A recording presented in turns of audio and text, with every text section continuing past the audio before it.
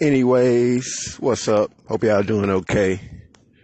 I can make this video a lot longer than what I'm going to, but I'm not going to waste a whole bunch of time on it because my conclusion is this. I was listening to a white supremacist a few years ago, and he was talking about the world becoming black. And he was laying out some numbers about how 200 years ago there was all these white people in the world. As a matter of fact, that's why you ended up getting the Spanish Inquisition, the rise of the British Empire, that stuff actually began to happen in the 12th, 13th, and 14th century when the white population, a couple of hundred years or so after the Crusades, began to grow. Because after the Crusades, they took over so much of the economy of the various different continents. They began controlling the economy and benefiting from the spice trade and various different resource trades that the white race began to just multiply. But in the late 1800s and up into the mid 1950s, there has been a drastic and an extreme fall off. So the way I look at interracialism, specifically between black women and white men, is that if white men many people try to go back to slavery and say that if white men were going to, in some shape or way in the United States of America, form a relationship similar to what you had in islands like the Dominican Republic or Puerto Rico, where they completely just about whitened much of the population, or brought these Negroes about as close to white as they can get, that they would have did it actually not after slavery or even during slavery, but they would have done it actually a few hundred years ago. They had every which opportunity to do that in Africa with control of most of the population. But if you actually look at it, and I mean if you actually look at it, what are the long-term effects of it? I mean, there's not really. I follow a lot of African females, I'll admit it, on IG. Not a lot, maybe a couple of dozen. And all of them are just genuinely authentic black females. I don't really know. I only know of one. Now, don't get me wrong. The single most popular female who has some African in her, at least 50%, I guess, would be Linda 23 or Goddess 07. She's very popular. She's got close to 3 million followers on the gram. And she's a mixed woman. You can tell her mama black. She thick as a mother. And then on top of that, I think her daddy's Lebanese or Arab. But, she thick as hell. She thick as hell. She got like a $30 OnlyFans. Most motherfuckers don't pay no $30 or $40 for OnlyFans, but they'll pay $30 just to see her. But anyways, like I said, if this great grandiose mixing of black men, or better yet, black women and white men were going to happen, it actually would have occurred somewhere between 13 and the 17 or 1800s. And to some degree or another, it did. But that was in many parts of South America. And still to this day, most South Americans consider themselves in some shape or way a type of black person. So you had Brazil, you had Colombia, but you still have a vast, big, giant, just outright black population in Colombia. You got Puerto Rico and the Dominican Republic, and these are largely mixed islands, but they just don't represent an overwhelming presence of powerful mulatto nations, I guess you could say.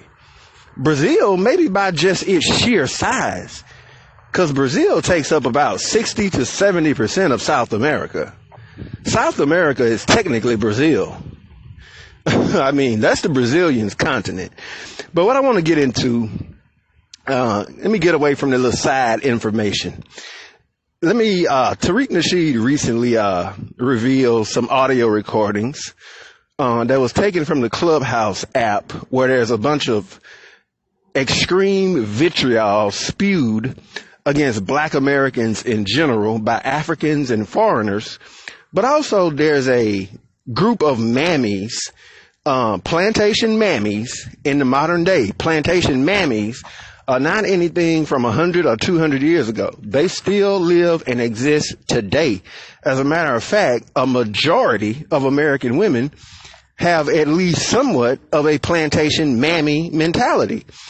Even women who claim, even pro-black women, they claim that they love black men. They love black men under the context of being controlled within this system, where they can outright have, and I'm gonna just keep it honest with you, nigger sex with a bunch of niggas. As a matter of fact, the only time they refer to you as black man is when they use BM. That's it. Other than that, Facebook, Twitter, and everywhere else all day is nothing but the racial slur of nigga, nigga, nigga. You are referred to as a subhuman nigga. Whenever a black woman refers to a black man, 95 to 97% of the time, she uses the exact same racial slur that a racist white male would use. And she so completely implements it into the heads of her male children that it's almost irrational to try to sit and have a conversation with a black man about not calling himself that. It's literally irrational. And if somebody dehumanizes you with a word and you inject and instill that same word into your male children, man, look here. It don't matter that a war was fought and that you was released from a plantation. Just like they say about the boy from the jungle, you can take the mammy off the plantation, but you have not removed the mammy from out. You haven't removed the plantation from the mammy. Period. So historically, this isn't anything new. I'm going to tell you something. If you think this is anything new, you're just an ignorant person. The entire Latin caste system, whenever you talk to a Puerto Rican or a Latino, and they tell you about this particular person, it's often a grandmama who in the family, even if she's mixed, like the Puerto Rican girl who you may be talking to, even if she's mixed, or a guy who may be your friend, even if she's mixed like him, you only need to go back to her mama, and it'll be a black woman. And sometimes the grandmother herself will just be a black woman who is encouraging everybody to sleep with light-skinned people or sleep with white people. And they teach them specific racism against black people as a whole. You will have a black woman that will be teaching racism against black people, or teaching her children and grandchildren to stay away from black people. Yeah, this is an insane system, and there's nothing new about it. In the Dominican Republic, a lot of people just don't know history. In 1939, you had what was called the Parley or Parsley Massacre. I ain't got time to explain the whole thing, but this whole thing basically ended up being something that proved, as I always say, that this world will never be the utopian place that many people attempt to try to make it to be. It'll just never be that way, because you essentially had a bunch of biracial people massacring each other. And technically, you always hear a lot of people say, well, I'll be glad when black people and white people just mix and we make one big ambiguous race and there'll be no more racism. Get your ass up out of here. There's what you call whiteism. And whiteism will still even exist among the most mixed people, to where they judge each other and their greatness and their importance and how they're going to treat each other based upon who has the most European white features.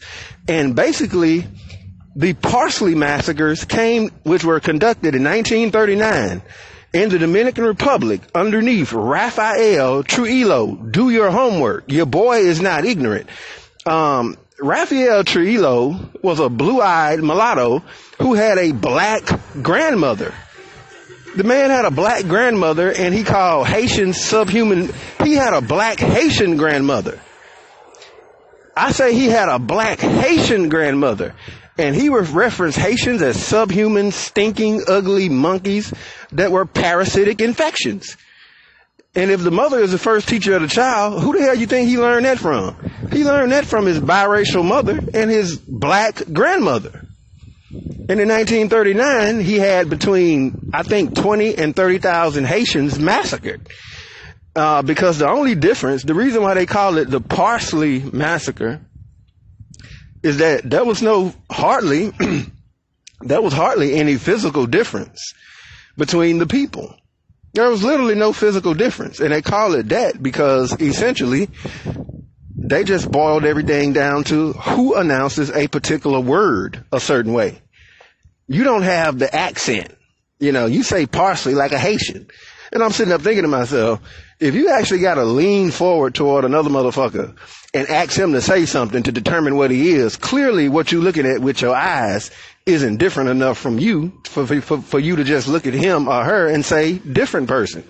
And then when it really comes all the way down to it, even when that person talks, you still don't really, for the most part, hear a difference. You have to dig through your entire vocabulary, your entire language, and find one word or a handful of words to establish an indifference. So the entire notion of the utopian world is absurd. In Georgia, recently, look it up. As a matter of fact, I'll probably use, I don't know, man. I may use the thumbnail. I don't know. I'll probably use just the redemption of Ham thumbnail. But, in Georgia,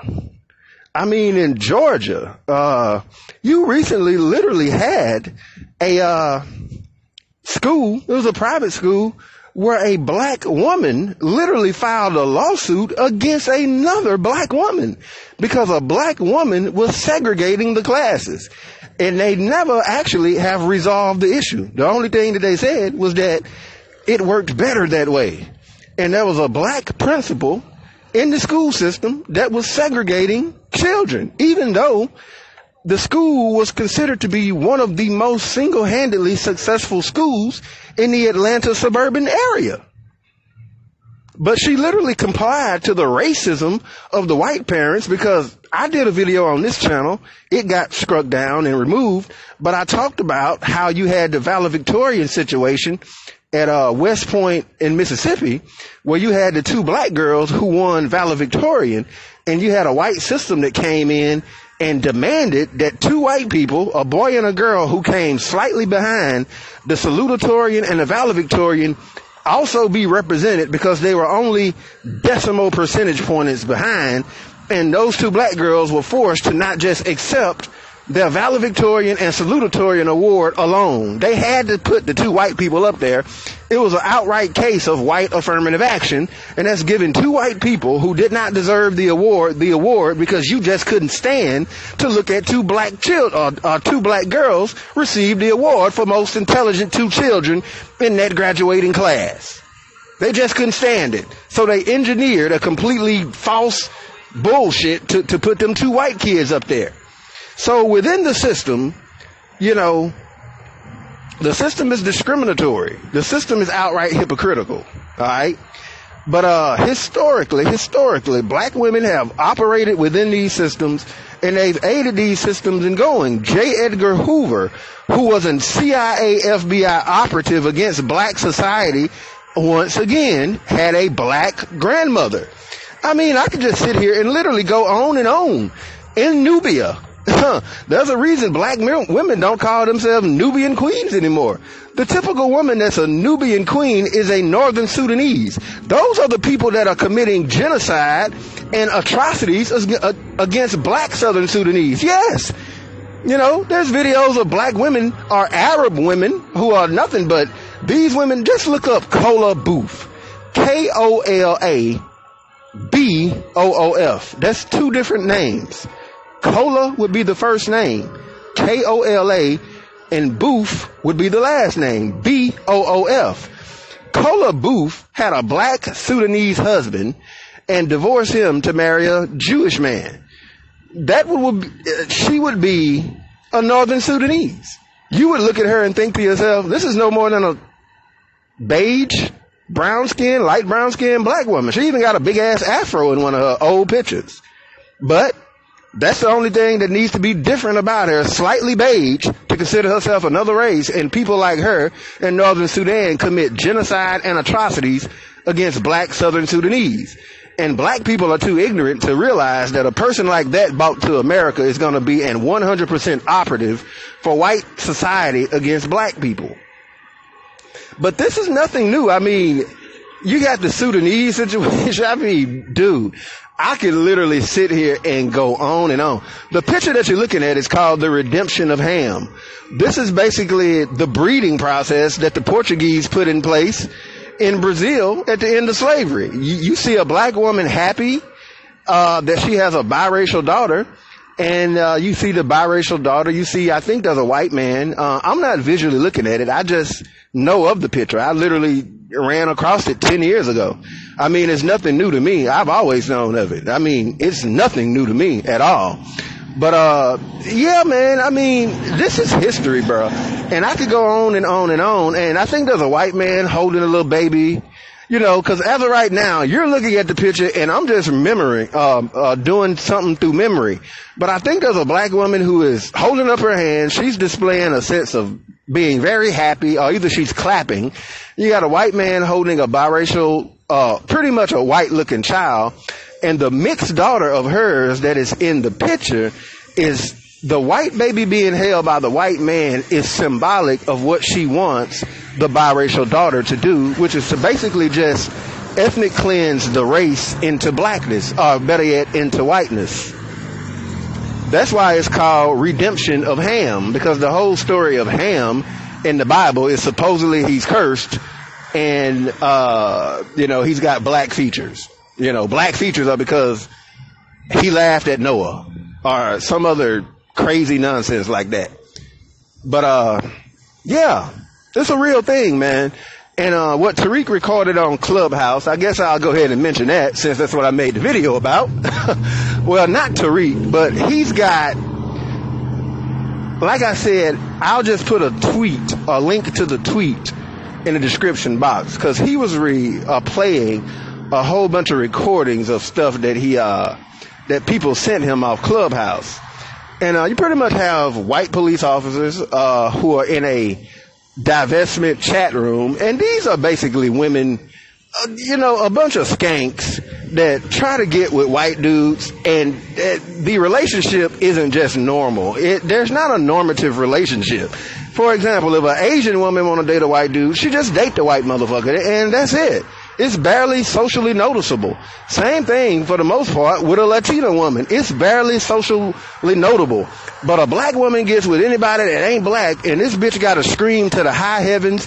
She's got to be twisted, manipulated, rolled through the dirt, and dipped into the ocean, and swung around in the air, and jump up and down, and scream and holler, and spin on her head, and act a damn fool, and do any damn thing a white dude wants her to do, including act as an operative against your own race. You can look up the situation or the story of the principal in Georgia who was segregating the black children from the white children in a totally successful school district, you know.